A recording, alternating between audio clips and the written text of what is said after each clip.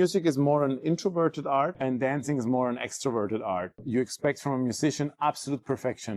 Otherwise, you will not listen to his music. The magic of the clave is, and I think the mistake a lot of dancers do, is they start, well, I'm working on a platform. Everything I have gathered the last 20 years in dancing and musicality, I'm putting it into that platform. So you have to be very careful what you repeat. If you feed it wrong, the wrong way, the output will be wrong. The following is a conversation with Anichi Perez. He's a musician, dancer, instructor, and an educator. Anichi has developed unique training programs designed to help dancers understand musicality. His comprehensive yet easy-to-follow approach to teaching sets him apart. Anichi is a rare artist who creates music and performs his creations on the fly.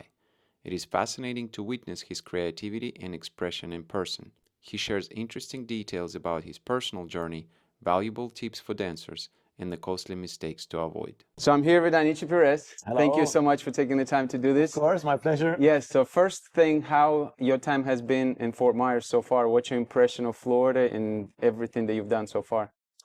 Well, Neri has treated me like a king. The hospitality, the energy of the people, really, really unique, different than in Europe.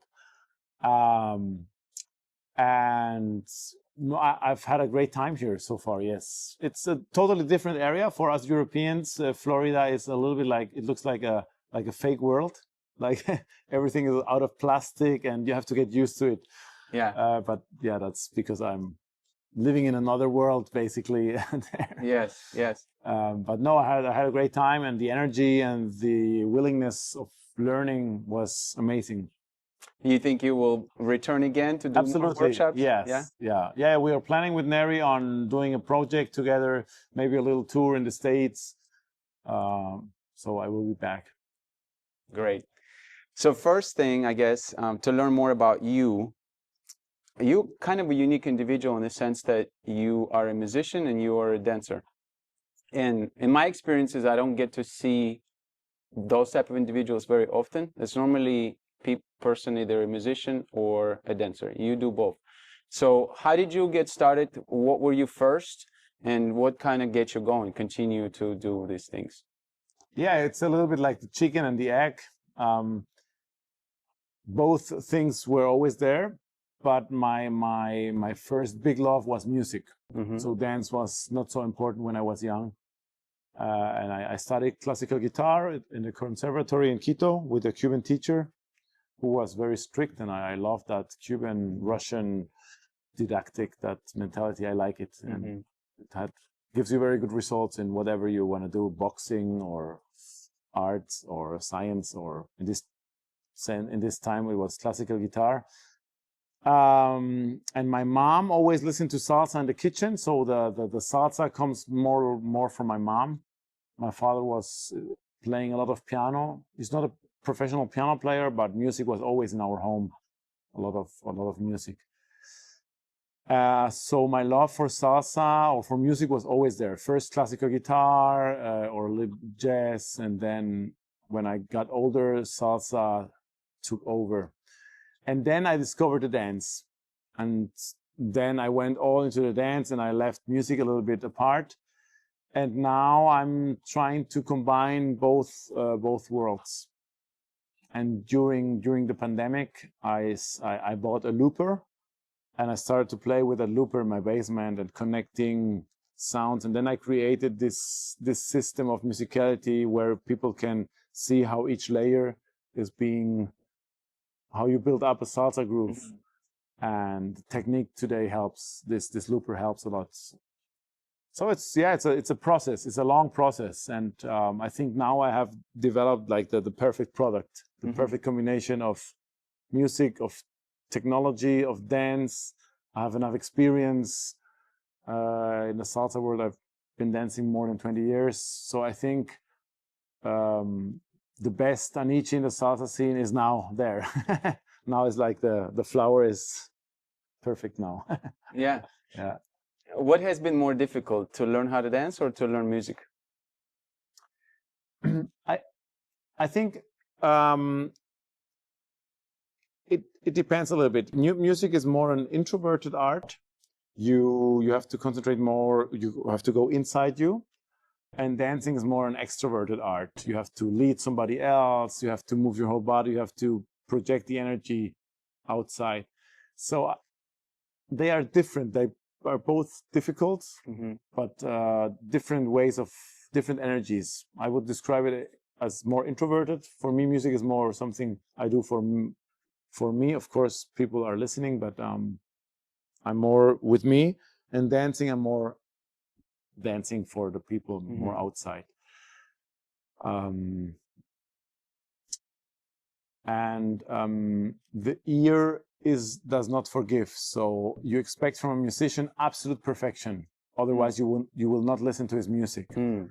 And the eye is forgiving. So if you do mistakes as a dancer, or if you don't step the rhythm precisely, nobody cares. I mean, it doesn't bother my eye.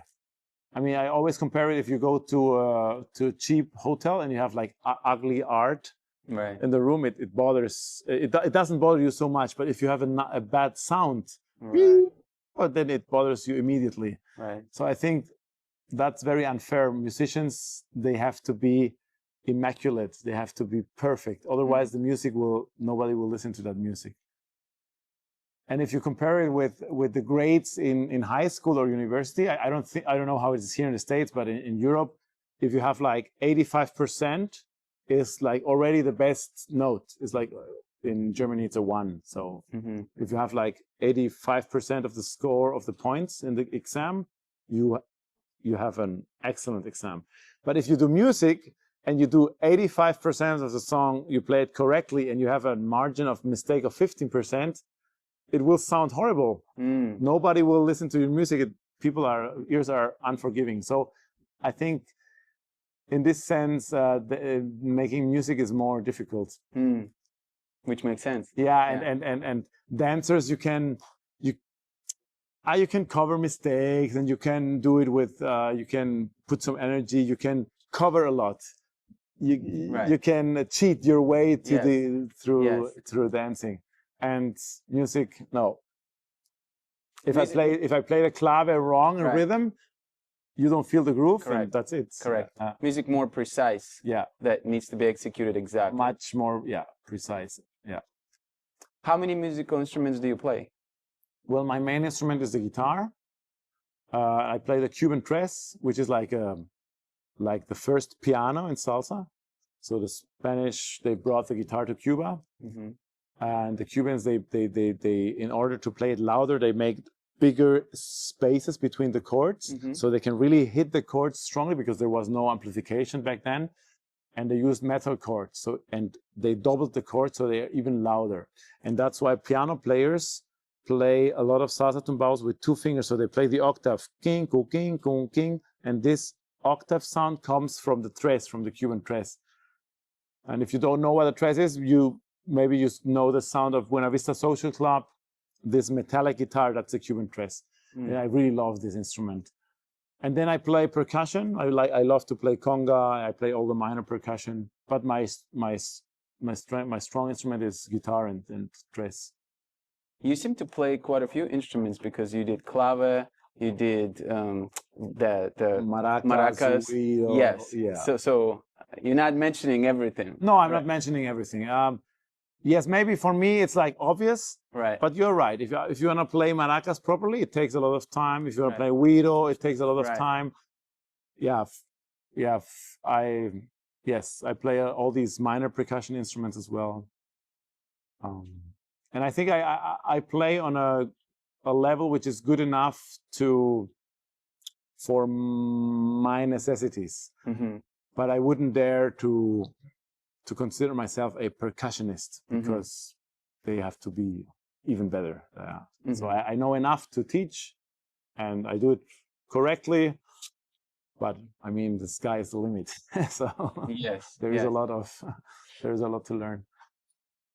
Is there a particular musical instrument that you would deem the most important for the beginners who trying to learn how to dance in particular? Yeah, I would go with the very simple, with güiro and cowbell. So for beginners, I always use the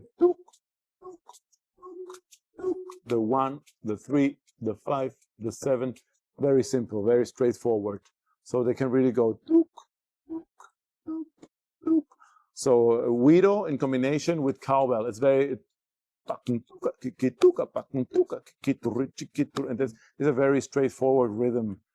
I would never start with conga, clave, bass, with these upbeat instruments. Mm-hmm.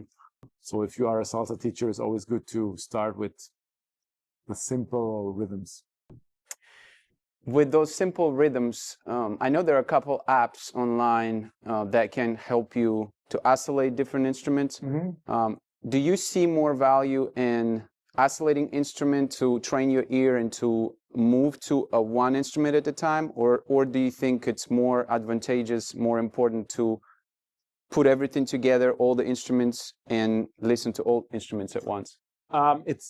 Rhythm is always a beat in relation to a consistent thing. So if you just use one instrument and you sing it and you don't have a reference, then you might be going off timing.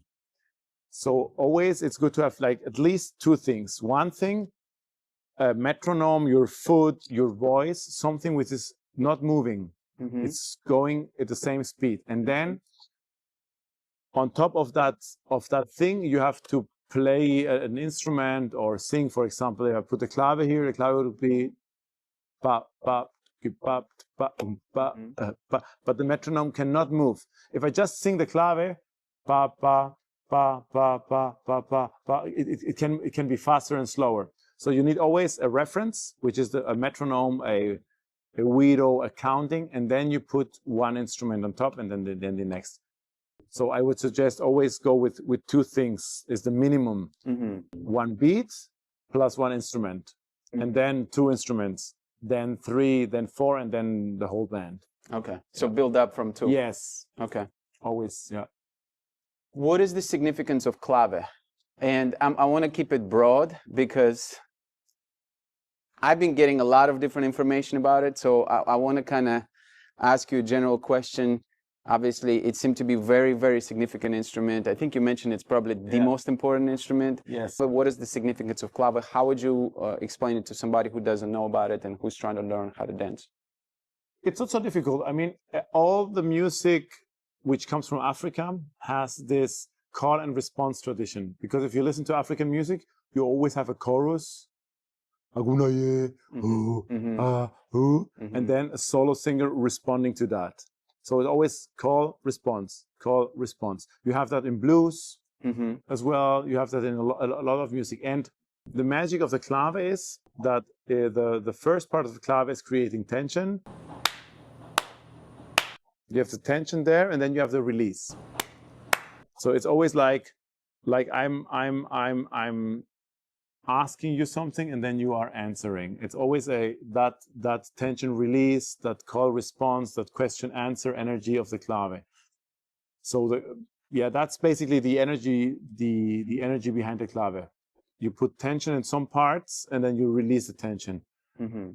And I think we humans, we love tension release. We love it in history, in stories. We love it in films. We love it in music. We love it in human relationships. A flat story, a flat meal. Mm-hmm. I mean, if you have a good meal, you have something salty, maybe combined with something sweet or sour or what. If a good cook creates tension on a plate, and the clave creates tension in music. Mm-hmm. And even more, the rumba clave, you have tension, release. Tension, even more tension, more release. Backing.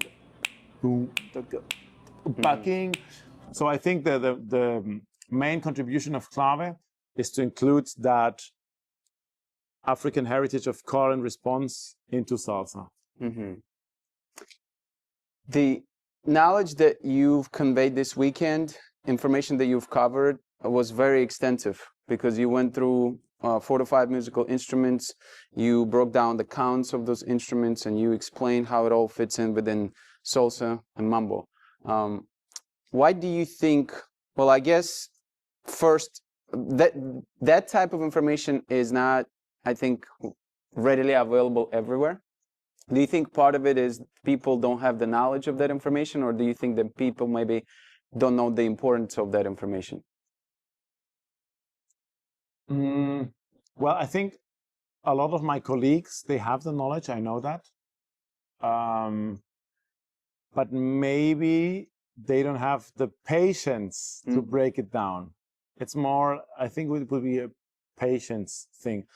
A lot of my colleagues, they are very talented, great dancers, and maybe it's more fun to focus on the advanced students and advanced and talented people. They copy anyways. So if you have a room with 100 students, there will be 3 or 4 guys or girls. Whatever, how bad you explain, it doesn't matter. They will copy you and they will do it perfectly because they are talented. And it's very easy to get seduced by those 4 guys behind you who are talented. And I did the same mistakes as a teacher a lot of years.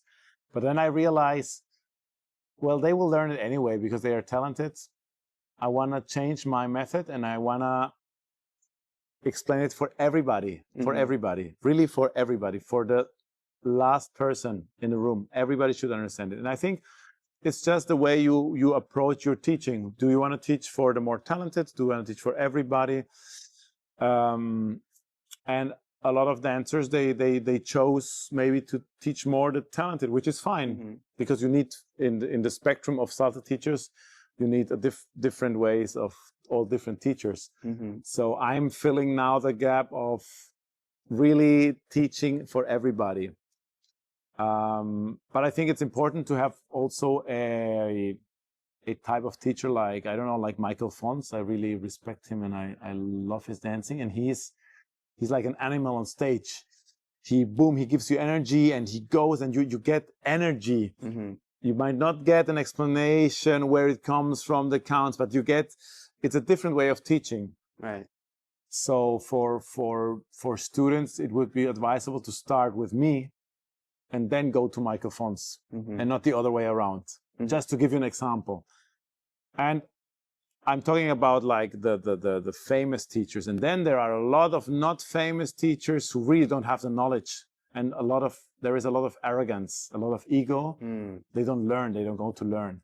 So you have in every city, you have a lot of salsa schools who are enclosed themselves and they create their own universe and they want to be the king in this universe and they don't go to learn. So there is a lot of misknowledge and malpractice in the salsa scene. Yeah. Well, I certainly want to acknowledge you for the knowledge that you've shared with us, and for the way that you conveyed that knowledge, because it was accessible, it was digestible, right? Because I think the way that you broke everything down, you showcased the counts, you explained the downbeats versus upbeats, you showed us musical instruments, so it was very comprehensive information. I think it was very, very helpful. So I wish more people were able to see that and have access to that, because it start making you realize the relationship between musical instruments, rhythms, and how it all kind of flows together. Yeah. And it's a beautiful thing. I agree with you. I think it should be shared with the world as opposed to... Well, I'm working on a platform. So because I cannot be everywhere, but we live in the era of internet and I can like clone myself in videos, and I'm doing a platform and a very, very well constructed didactic from 0 to 100. Everything I have gathered the last 20 years in dancing and musicality, I'm putting it into that platform. So you can combine that with visiting real festivals and visiting real classes, and then you combine that with that internet knowledge. And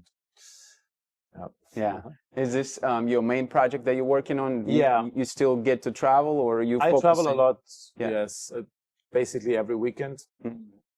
I want to reduce a little bit because I have family. I have one daughter is 4.5, the other daughter is 3 months, and I really miss them when I go away for too long. One day away is nice, to sleep, to read, have paper, drink my coffee in peace. But then after second, third day, I want to be home. So that's why I'm working on that online project to travel a little bit less in future, or travel more concentrated, maybe work more on one, maybe do a little tour or work more intensively in one place and then go home and stay longer at home. From a perspective of a dancer, we talked about kind of a musician, experiences. As far as being a dancer, what really helped you the most? How did you practice? What did you do in order to really make your dancing as good as possible? What helped me the most is to realize that, I don't know the name in English, but it's, there is a small brain in your brain, which is in charge of all the movements. Mm-hmm. I don't know the name in English of that part. In German, it's Kleinhirn or cerebelo in Spanish. I don't know in English. And it works like a recording machine. So if you practice, if you repeat something, mm-hmm. it will remember the process you're repeating it. Mm-hmm. So your muscle memory is, right. So you have to be very careful what you repeat, because if I repeat this, my muscle memory is gonna remember this. Right. So when I'm gonna be in autopilot, my body will be doing this. So better you practice your basics correctly, your stepping, your hips. So your muscle memory, when you practice, you have to be very slow and careful what you put into that computer. Mm-hmm. If you feed it the wrong way, mm-hmm. the output will be wrong. And that, when I realized how this part of the body works, it changed my way I trained. I always train slowly. I always sing it. I connect it immediately with music, and I do the music here. I sing it, Paco, chica, cucu, Paco, chica, cucu. And then when I feel that everything comes together, like in a Swiss watch, like the singing, the move, then I start working on speed, on expression. And I think the mistake a lot of dancers do is they start with expression, with speed, and then you feed the muscle memory is being trained in the wrong order. I think clean moves, coherent rhythm, and then from there you can start building up your dancing. So when I realized this, my dancing became better, much better. Would you, or when you danced that way, or when you practiced that way, did you prefer to do it without music, just by singing to yourself? I try to, when I do a choreography, I try to sing the piece. So for example, I'm dancing, Paco chica cucu, Paco chica cucu, pa pa pa kutu kutu pa pa pa rukutu kuti kuti. I try to memorize, and then I dance only to what I memorized. So it's in me, the choreography is in me. And then I dance it to the music. If you only dance it to the music, you are walking on the surface. You are not in. Yeah. You wanted to connect it, remember what it was, connect it with the brain and transfer it to your body. Yes, and it has to, you have to sing it, you have to anticipate every sound. Yes, it has to be in you. Because if you just go with the music or follow your teacher and you don't have it in you, it will always look fake. It will never look that it's coming from inside you. So I prefer, when I go to festivals, I prefer to see a show where I see the move comes from inside. He's feeling it. Mm-hmm. That's the thing I like the most in a dancer, when he's feeling it and he's doing it naturally because it's feeling, and not because he's repeating it or because he's following some routine without feeling it. Mm. What do you think because you also, I guess the question that I didn't ask you, you were born in which country? I was born in Germany, but I grew up in Ecuador, in South America. Yeah. When you grew up in Ecuador, were you around the music and all the things? We Ecuadorians, we are not so salseros like Cali or like Cuba or Puerto Rico, but my mom, she loved old Cuban music, Sonora Matancera, Orquesta Aragon, and she always listened to that music. So the music was always in our home. I see. And I didn't appreciate that. It was like, oh, mom, turn that old music off. Yeah. I want to listen to classical guitar. I'm more sophisticated. That's bullshit music. And then after puberty with 16, 17, I started to miss that music, and it came back. Yeah. So yeah, I was confronted with the music because of my mom, basically. And in Latin America, you hear the music in radios or in parties in school. So you have more contact with salsa than, let's say, in Germany. Mm-hmm. What do you think is next for salsa world in general? I think without I don't want to sound arrogant, but I think I have created like a movement that musicality is like very in now. So I think people will start concerning more about musicality, more about quality content, about dancing to the real sounds, real instrument, and not just dancing on the surface, moving without connection to the music. I think the salsa scene is going in this direction. And all the projects I'm doing with other dancers, with other musicians, are going in this direction. So I'm working on a musicality show with other musicians and dancers. So we create the whole song on stage, and one musician is maybe playing a solo, the other is dancing, then turning it around. And so that's what we are working on. But I think the salsa scene in general is moving more to a more musical way of dancing, and being more interested in all the basics, all the knowledge. What's the name of that rhythm? How do you dance it? I think because of the internet era, you have access to all this information, and I think it's going in the right direction. What are your thoughts about salsa music? I guess presently there hasn't been created as much salsa music as in the past. It's my perception. I don't know if you would agree with that or not, because if you look at bachata, they have remixes coming up. People get caught up, or they kind of get excited about bachata music because it has this pop sound to it. Yeah. Mainstream sound, so to speak, to it. Yeah. And salsa, there's so much great music, but it seemed to be kind of underground, or a lot of it is older music. We have Trabaranga, we have La Maxima, we have a few other bands, but it doesn't seem, obviously we have like Mark Anthony and a couple other artists that really big and known. Son con Ron, my band, Son con Ron. Okay. We're also doing very music, cool. Yeah. Very cool. But do you feel like there needs to be more salsa music, or do you concern at all that there's not enough of it, even comparison to bachata? That's a very good question. Now, in Cuba, they create a lot of music every day. So I don't know why the salsa world is only concentrating on Tromboramba, La Maxima, when you have other great bands in Cuba creating everyday new sounds. So I think there is like salsa people should open more their eyes, DJs especially, to play more the whole picture. And in terms of accessibility for new people, there is one project from Sergio, the producer from Mark Anthony. He's doing salsa with reggaetoneros. So he's trying to put that pop element or that urban element into salsa to attract the new salseros, which I think is important, because imagine you are 15 years old, you want to go out and you go into a bachata club. Nice, you have Shakira singing bachata, so it's very attractive.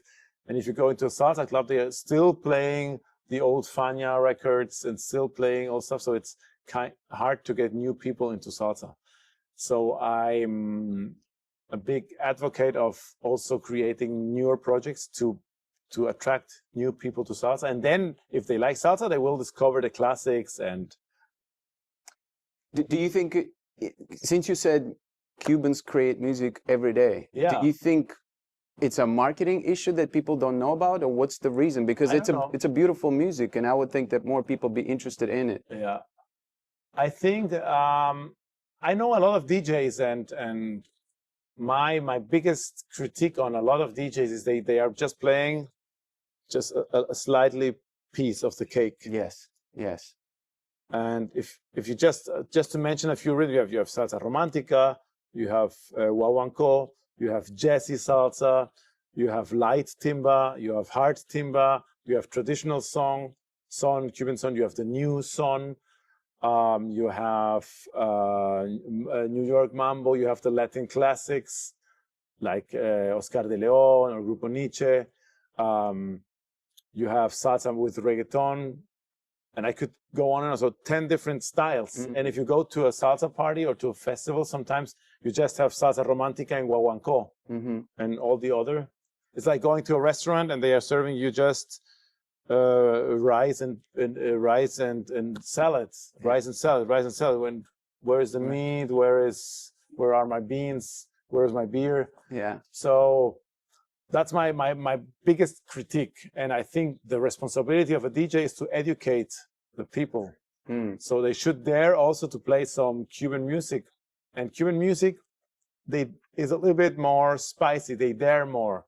So sometimes it's not so easily digestible. Mm-hmm. If you listen to Alain Perez, what he's doing now, sometimes it's complicated music. Mm-hmm. But you have to throw sometimes also these modern salsa songs, right? Because otherwise we will still be listening in 100 years, still listening to the same old music. Yes.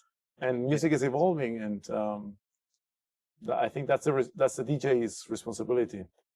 Is there any artist that you would recommend, Cuban artists that you're listening to that people should know? Yeah, for example, Alain Perez is doing a lot of new stuff. Mm-hmm. Pedrito Martinez in New York is also doing collaborations with Eric Clapton, with Kenny Garrett. So very, very nice mixture. I mean, Eric Clapton has nothing to do with salsa, and then you have a Cuban conguero and singer doing this together, and they have a great song. And you can dance salsa to that song. I wouldn't label it as salsa. It's more a Afro-Cuban funk with blues experience, but still try to be open-minded and listen to more sounds. Yeah. Instead of just listening to the same old stuff. And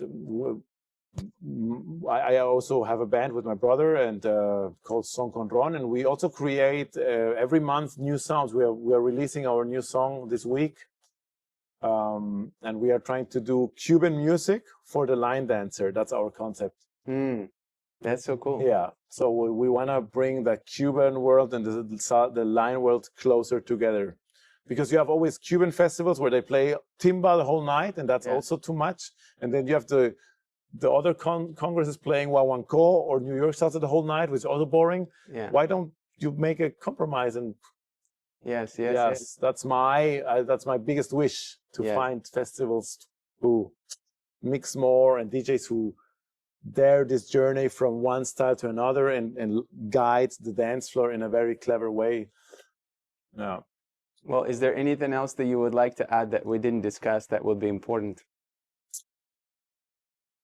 I mean, to all listeners, if you're listening to this, you like salsa, and I think the most important thing is that you dance or you listen to this music because you like it and you feel good with yourself.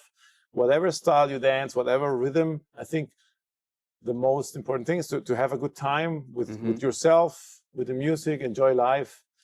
Because life can be over pretty quickly. So we're here and to have, not only to have fun, but salsa helps us to enjoy our moments here on earth.